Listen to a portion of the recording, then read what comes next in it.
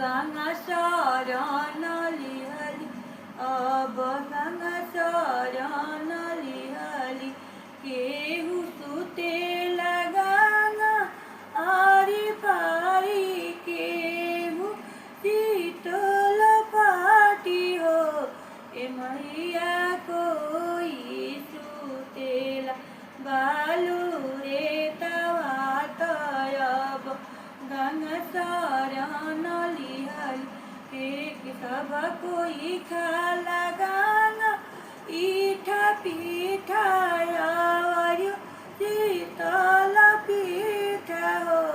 ए गंगा मैया राउर सेवा खाले बालूर जल मछरी तय गंगा शरण लिहली, अब गंगा शरण लिहली।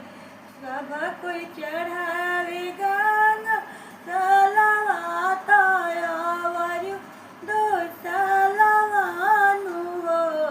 ए गंगा मैया राउर सेवा चढ़ाव मजल मछरी त अब गंगा शरण लिहली, अब गंगा शरण लिहली।